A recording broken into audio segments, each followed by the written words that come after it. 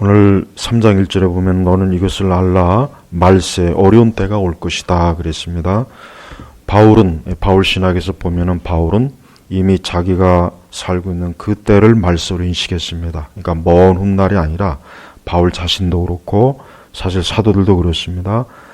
자기 당대를 말세라고 여겼습니다. 그러니까 먼 훗날, 앞으로 100년, 1000년 뒤에 말세 아닙니다. 사도들, 특히 이제 바울 사도는 더욱이나 심지어 물론 다른 사도들도 그런 것 같아요. 언뜻 보기에 마치 자기가 살아있을 때 예수님이 오실 것 같은 그 생각을 바울이 가지지 않았나, 저는 그런 생각이 들어요.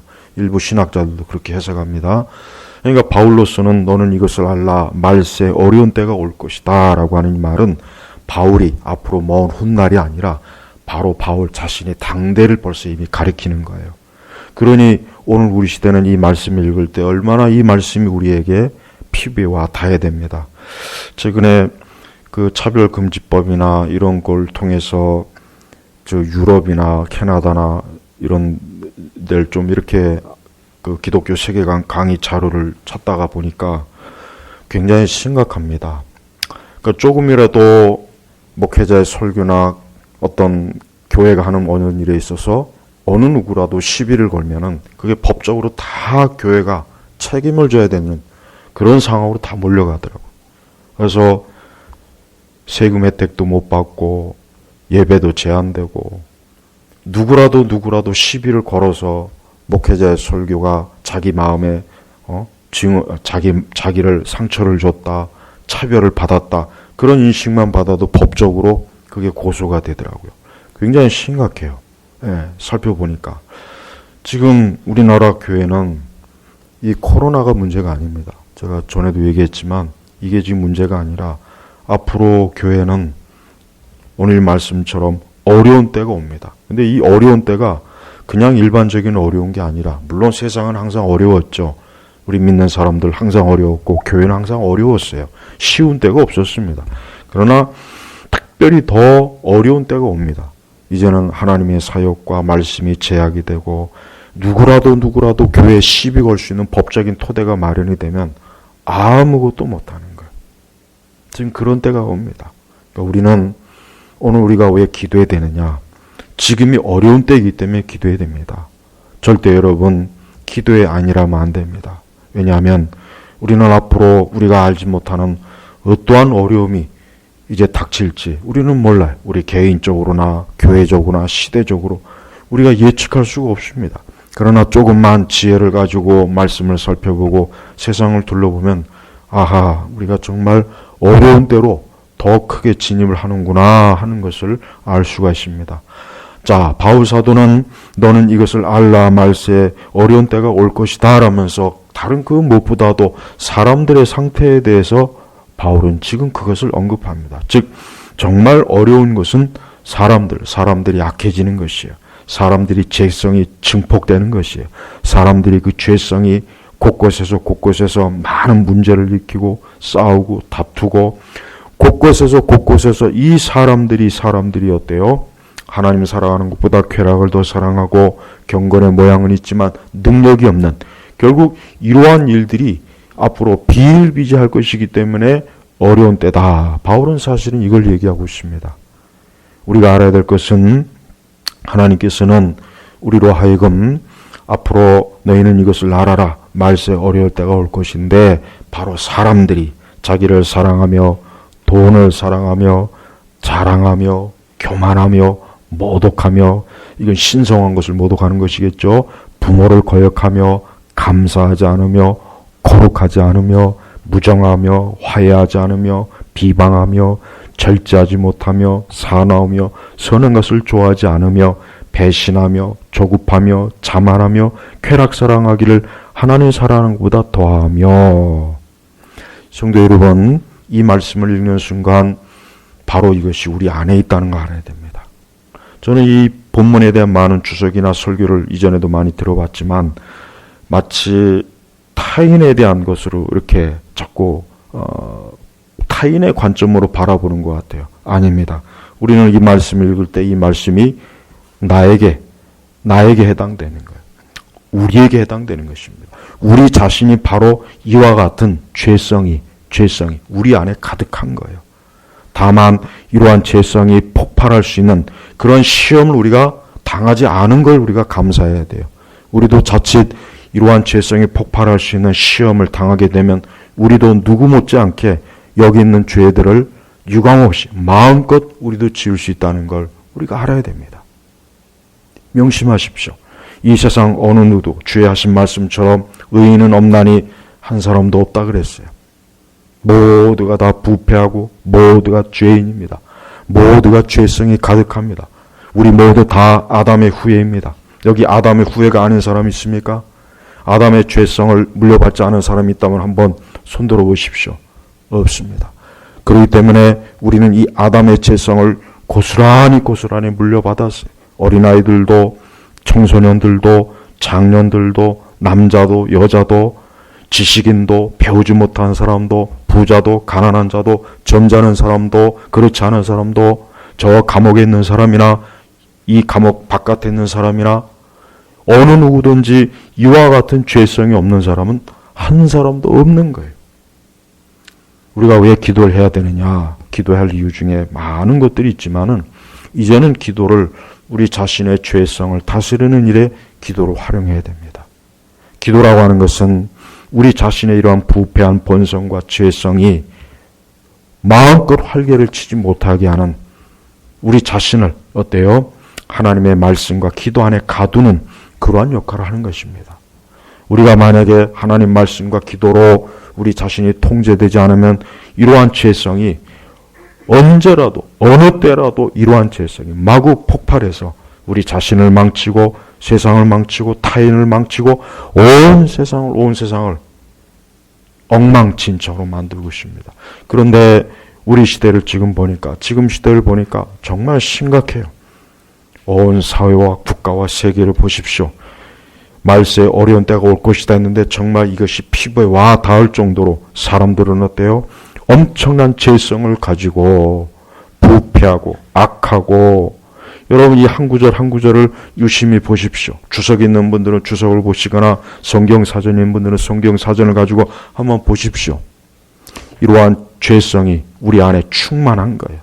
이러한 죄성이 우리 안에 가득해서 이러한 것들이 언제든지 폭발하고 이러한 시험에 빠져서 자칫하면 우리가 크게 하나님 앞에서나 이 세대 앞에서 악한 자로서 낙인이 찍힐 수가 있다는 것입니다. 그러면서 5절을 보면은 경건의 모양은 있으나 경건의 능력은 부인할 것이니 너는 이런 자들에게서 돌아서라. 자, 경건의 모양과 경건의 능력을 바울은 구분했어요. 경건의 모양이라고 하는 것은 외적인 것이겠죠. 우리가 겉으로 기도하는 거나 신앙생활하는 것이나 이런 보이는 형식적인 것을 경건의 모양이라고 할 수 있습니다. 그러나 그러한 외적 형식 가지고는 안 된다. 경건의 능력이 있어야 된다는 겁니다. 경건의 능력의 최고의 정점은 뭐냐? 기도입니다. 그래서 여러분 어떤 분들은 기도 설교하는 걸 싫어하는 분이 있어요. 예, 어떤 분들은 기도 설교를 자꾸 싫어해요. 듣기 싫어하고 왜 자꾸 기도를 그렇게 강조하냐? 자꾸 그래요. 그런데 여러분 그거 안 좋은 거예요. 절대 그러면 안 돼요. 성경에서 기도를 얼마나 많이 강조했습니까? 사람이 시험에 빠지는 이유도 기도하지 않아서 그렇습니다. 이와 같은 죄성이 폭발하는 것도 우리가 부주의하게 그만 기도가 소홀했거나 기도를 경원시했거나 기도가 부족했기 때문에 틀림이 없습니다. 그러므로 우리 자신은 하나님 앞에 기도로 하나님 앞에 우리 자신의 죄성 즉 경건의 모양만 있는 자가 아니라 경건의 능력으로 하나님 앞에서나 세상 앞에서 살기 위해서라도 우리가 하나님 앞에 기도해야 되는 것입니다. 경건의 모양 있는 사람은 기도하지 않습니다. 기도하지 않는 사람은 경건의 모양만 있는 거예요. 우리는 기도하지 않는 것이 우리 자신과 우리의 가정과 우리의 인생에 있어서 엄청난 해를 준다는 것을 여러분 알아야 됩니다. 이번에 폭풍이 연달아 몇 개 왔죠? 그 폭풍이 오니까 막 사방천지에 뭐 유리창도 깨지고 나무 뿌리도 뽑히고 뭐 피해가 막대해요. 그래요. 이 세상은 항상 이러한 죄악의 폭풍이 늘 가득합니다. 이러한 죄악의 폭풍이 가득한데 우리가 어떻게 그 죄악의 폭풍에서 우리가 그 폭풍으로 인해서 해를 입지 않고 그 폭풍으로 인해서 우리가 고통당하고 죄를 짓지 않고 우리가 그 폭풍으로 인해서 어려움을 당하지 않으려면은 기도의 뿌리가 깊이 내려야 된다는 거예요. 기도의 뿌리가 깊이 내려서 진짜 경건의 능력으로 하나님 앞에 서야 되는 것입니다. 아까도 제가 서론에도 얘기했지만 가면 갈수록 한번 가만히 보십시오. 마귀와 이 세상과 사단이 악인이 보십시오. 교회를 뿌리채 흔들려고 그래요. 믿는 사람들을 뿌리채 뽑아가지고 날려버리려고 그래요. 없애버리려고 그래요. 그게 말세의 고통입니다. 그러한 가운데서 우리가 살아날 수 있는 길이 뭐냐면 하나님 앞에 온 힘을 다해서 하나님 앞에 기도하는 것입니다. 여러분, 우리가 우리 스스로 보호할 수 없습니다. 우리가 우리 스스로의 지혜와 힘과 능력으로 우리를 보호를 못합니다. 정말 우리가 우리 스스로 하나님 앞에서 우리 자신을 보호해야 된다. 보호받기를 원한다면 하나님 앞에 온 힘을 다해서 기도하십시오. 기도할 때 거기에 경건의 능력이 있고 그것을 통해서 우리가 배운 진리를 더 깊이 뿌리내리고 여기 말씀처럼 항상 배우긴 하나 결코 진리의 지식에 이를 수 없다. 왜 그런지 아십니까? 기도가 없기 때문에 그렇습니다. 우리가 아무리 많은 걸 배워요. 익혀요. 그러나 기도가 없으면은 그 우리가 알고 있는 경건의 지식, 거룩한 지식이 뿌리를 내릴 수가 없다는 것을 여러분 명심하십시오. 저는 이것은 저 자신도 깊이 체험하는 바예요. 아무리 좋은 책을 읽고 아무리 경건서적을 읽어도요. 기도하지 않으면은 그 지식이 그것이 내 심령의 뿌리 속에 이게 내려지질 않더라고요. 마치 길가에 돌짝밭에 뿌린 씨처럼 아무것도 아닌 것처럼 돼버려요. 그러니까 이 기도라고 하는 것은 우리에게 절대적으로 중요한 거예요. 그래서 경건의 모양만 있는 것이 아니라 경건의 능력 있는 것처럼 항상 배우기는 배우는데 진리의 지식에 이룰 수 없는 것, 진리의 지식에 이르지 못하는 이유가 뭐냐? 그것은 머리가 나빠서가 아니에요. 지식이 부족해서가 아니에요. 무엇보다도 하나님 앞에 기도하지 않기 때문에 그러는 것입니다. 무엇보다도 기독교 신앙의 정점이 뭡니까? 기독교 신앙의 정점이 뭘까요? 많은 분들이 기독교 신앙의 정점을 복음의 내용을 알고 교리적인 내용을 알고 뭔가 많은 지식을 쌓고 경건의 모양만 이거를 기독교 신앙의 정점으로 자기도 알지 못하는 사이에 그렇게 배워버리는데 기독교 신앙의 정점은 예수 그리스도를 담는 것입니다. 그분의 성품에 초점을 맞추는 것입니다. 우리의 눈과 우리의 마음과 우리의 기질과 성품과 생각과 내 모든 것들을 누구에게? 하나님의 아들 예수 그리스도에게 맞추는 게 이게 기독교 신앙의 정점입니다. 제 말이 의심이 된다면 여러분이 한번 성경을 읽어보십시오. 성경을 한번 창세기부터 계시록까지 읽어보십시오. 복음서를 한번 읽어보십시오. 기독교 신앙의 정점이 뭐냐? 결국은 우리가 하나님의 형상을 입은 피조물이에요. 하나님의 형상을 피조물인데 문제는 우리가 아담의 범죄로 인해서 부패해서 썩었어요. 그래서 이러한 죄성이 가득해요. 또 이러한 죄성이 가득한 사람들이 우리 집에도 있고 직장에도 있고 길거리에도 있고 심지어 교회 안에도 있습니다. 바로 그러한 죄성이 가득한 자들이 참으로 새로운 피조물이 되고 거듭나고 중생하고 새 사람, 말 그대로 새 사람이 되어서 로마서 표현처럼 새 사람이 되는 것, 이것이 바로 뭡니까? 이것이 기독교 신앙의 정점입니다. 만약에 이것이 아니라면은 기독교는 아무 쓸모가 없는 거예요. 기독교도 다른 저런 불교나 세상 종교와 별로 다를 바가 없어요. 여러분 세상 종교도 겉보기 얼마나 경건해 보입니까? 얼마나 정숙해 보이고 점잖아 보이고 굉장히 신성해 보이지 않습니까? 그러나 그들이 과연 그 속에 하나님의 생명이 있습니까? 그리스도의 생명이 있습니까? 없잖아요. 이게 바로 기독교와 이방 종교의 결정적인 차이입니다.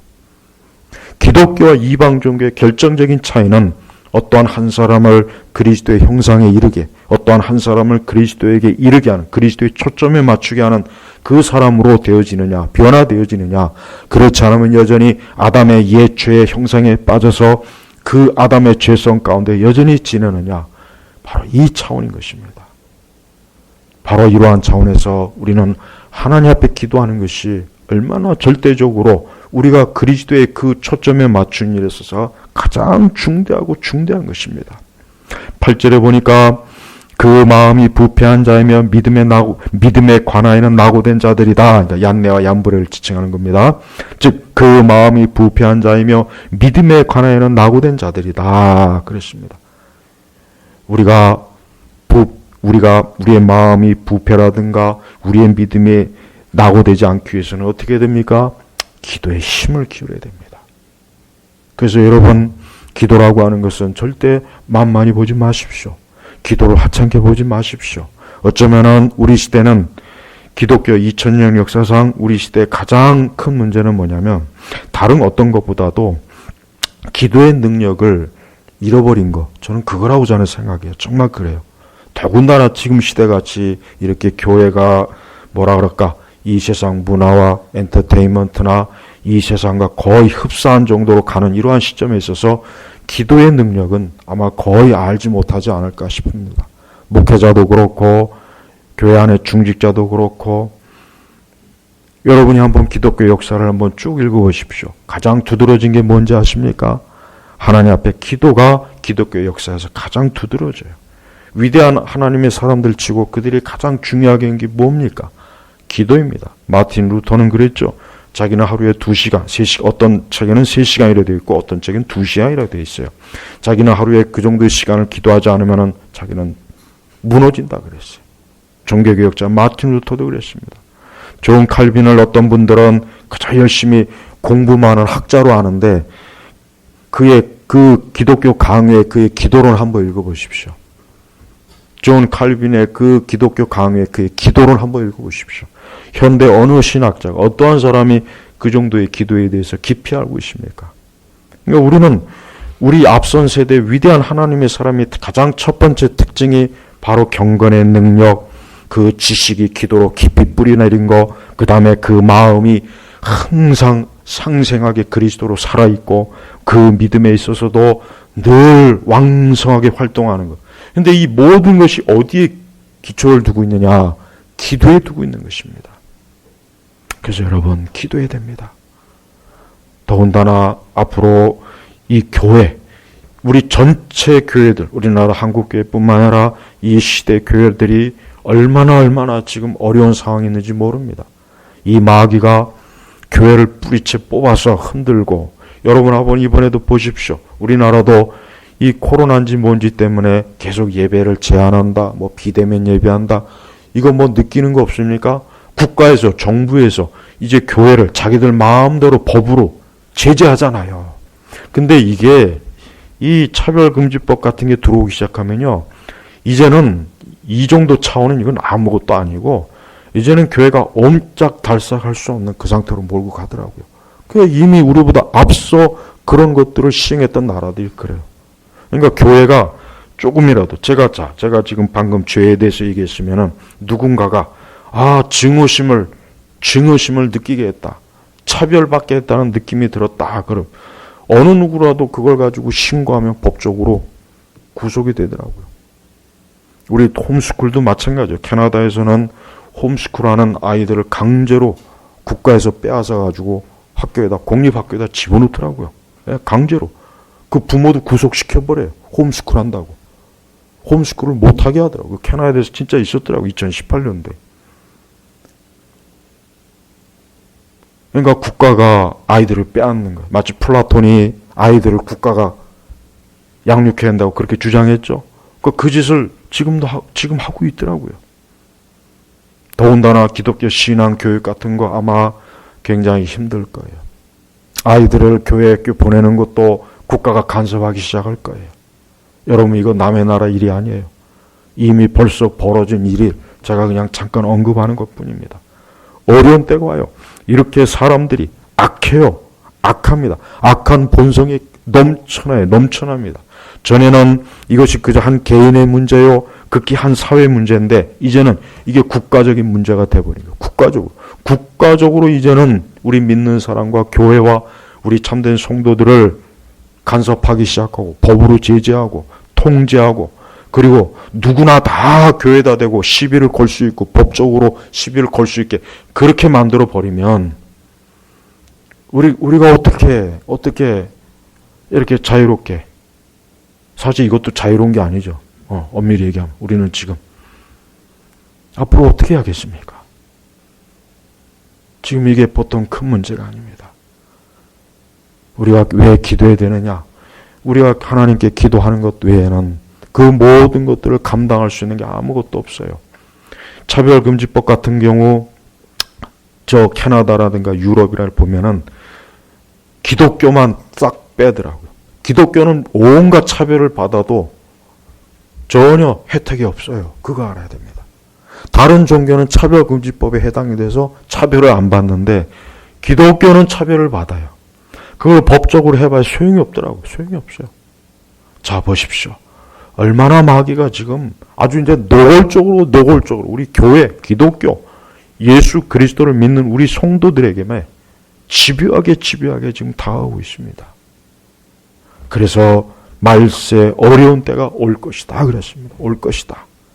이미 왔습니다. 충분히 왔습니다. 아니, 앞으로 더 올 것입니다. 하나님의 일꾼들은 단단히 마음을 각오를 해야 될 거예요. 앞으로 하나님의 일을 할 사람들은 각오를 단단히 해야 됩니다. 앞으로 교회를 다닐 분들도 역시 각오를 해야 될 것입니다. 교회를 다니는 것으로 인해서 직장에서 진짜 제약이 올 수도 있고 어려움도 올 수 있고 세금 공제나 혜택도 못 받을 수도 있고 진짜 그렇게 됩니다. 이건 절대 꾸며낸 얘기가 아니에요. 이 세상에 이렇게 악으로 똘똘 뭉친 자들이 오직 교회, 우리 믿는 사람들 향해서 집요하게 시비를 걸고 공격을 하고 앞으로 그렇게 됩니다. 절대 여러분 설마 그러겠습니까? 설마 그러겠습니까? 설마 이렇게 비대면 예배 드리도록 이렇게 할 줄을 누가 알았겠습니까? 수년 전. 이건 상상도 못한 일이에요. 이거는 꿈도 꾸지 못할 일이었어요. 근데 이렇게 왔어요. 생각지도 못하게 왔어요. 앞으로 뭐가 더 와도 놀랄 건 하나도 없어요. 성경에 그랬죠. 하나님 믿는 백성들을 감옥에다 쳐놓고 자식이 아비가 서로 고발하고 고소해서 보십시오. 그 말씀을 전에는 그냥 이럴 수도 있구나. 우리 앞 세대 그랬지. 우리 역사에서. 근데 그게 우리 세대에 닥친 일들이 돼버렸어요. 어려운 때가 옵니다. 우리 성도들이 기도로 깨어 정신을 차려야 될 이유가 뭐냐? 앞으로 어려운 때가 올 것이기 때문에 그래요. 어떻게 이걸 대비하겠습니까? 우리가 돈이 많습니까? 우리가 권력이 있습니까? 우리가 무슨 다른 특별한 능력이 있습니까? 없어요. 그거 가지고 다스려 안 됩니다. 하나님 앞에 기도해야 돼요. 우리 자신도 살기 힘들지만 우리 자녀 세대들은 보통 지금 힘든 게 아니에요. 우리는 우리 자녀들을 위해서 정말 하나님 앞에 기도로 나는 내 세대, 우리 세대가 그렇다 치지만 우리 아이들 세대, 내 아이들 세대가 앞으로 어떻게 될 것인가? 가장 좋은 기도는 빨리 예수님께서 오시기를 기도하는 게 가장 좋은 기도 같아요. 더 험한 세상, 험한 꼴, 험한 일 보지 않고도 안 할 수 있는 주님이 오시는 그때가 너무 간절한데 그게 어디 우리 마음대로 되겠습니까? 성경적으로 분명한 것은 교회는 환난을 겪습니다. 믿는 자들은 환난을 겪어요. 절대 믿는 자들은 환난을 겪지 않는다는 그런 종말론 교리 그거 절대 믿지 마십시오. 그거 거짓말입니다. 성경 어디를 봐도 그런 내용이 없어요. 믿는 자는 반드시 어려운 때를 겪어요. 어려운 때가 옵니다. 어려운 때를 그 시험을 통과해야 되는 것입니다. 마치 이스라엘 백성들이 애굽을 지나 광야를 지났던 것처럼 하나님께서 마음만 먹으면은 애굽에서 가나안으로 바로 못 가게 하시겠어요? 마음만 먹으면 하나님께서 그걸 못하게 하시겠습니까? 구름에 태워다가 이스라엘 백성들을 애굽에서 가나안으로 금방 옮기는 그거 뭐가 어려워요? 하나님이 전혀 어려운 게 아니에요. 그런데 하나님께서는 굳이 그렇게 하지 않고 굳이 광야를 통과하게 했어요. 굳이 광야를 통과하게 했습니다. 우리는 어려운 때를 겪어요. 이 어려운 때는 그 이전의 어려운 때하고는 또 달라요. 다니엘서에는 분명히 뭐라 그랬냐면 마지막 때는 법을 바꾼다 그랬어요. 때와 법을 바꾼다 그랬어요. 다니엘서에는. 분명히 그랬어요. 보십시오. 우리가 지금 자기들 마음대로 법을 바꿔가지고 비대면 예배 드려라. 성경 말씀 그대로잖아요. 근데 이건 아무것도 아니라니까. 우리 이런 거 가지고 사실 고민할 건 없어요. 솔직한 얘기로. 이것 가지고 막 앞으로 올 거 생각하면은 정말 잠이 저절로 안 오고 저절로 기도가 돼요. 기도를 안 할 수가 없는 상황이에요. 이것이 이제 아직은 강 건너 먼 얘기 같지만 점점 우리 자신에게, 내 개인에게 닥칠 때가 있단 말이에요. 그 여러분 기도하십시오. 기도하지 않으면 안 됩니다. 기도하지 않으면요, 얼마나 많은 악이, 얼마나 많은 악한 자가, 여기 이 악한 사람들의 본성, 죄성을 보십시오. 이게 사람입니까? 사실 짐승이라고 해도 굳이 과한 말은 아닌데, 근데 사람이 이래요. 사람이, 하나님의 형상을 입은 사람이 그 죄성이 가득하니까 이렇게 추하고 사나운 짐승처럼, 이성 없는 짐승처럼 이런 것 보십시오. 우리 성도 여러분, 이번에 또 3일간 기도할 때 다른 무엇보다도 이전과는 좀 다르게, 야, 이제 어려운 때가 오겠구나. 이 어려운 때를 어떻게 이겨낼까? 막상 그런 게 닥치면 힘들어요. 사실 힘듭니다. 쉽지가 않습니다. 그러니 미리미리 기도로 잘 준비하십시오. 기도해야 됩니다. 앞으로는 기도하는 자는 살고 기도하지 않는 자는 죽는다. 반드시 그래요. 하나님 앞에 기도하는 자는 삽니다. 그러나 하나님 앞에 기도하지 않는 자는 죽습니다. 여기에 차이가 있다는 것 여러분 아시고, 오늘도 저 하늘 보좌 우편에서 우리를 위해서 중보기도해 주시는 거룩하신 우리 주 예수 그리스도, 하나님의 아들 예수 그리스도를 바라보면서 기도에 힘을 내시고 기도에 싸움을 하시고 기도로 승리하시길 주의 이름으로 축복합니다. 하나님 아버지 감사합니다. 오늘 주의 말씀처럼 너는 이것을 알라, 말세 어려운 때가 올 것이다 하는 이 말씀을 명심해서 기도하게 하소서. 기도하기 싫어도 기도하고, 기도가 고돼도 기도하는 사람으로서 주님 앞에 이 말씀을 살아가도록 도와주옵소서. 감사하며 예수님의 이름으로 기도 올립니다. 아멘.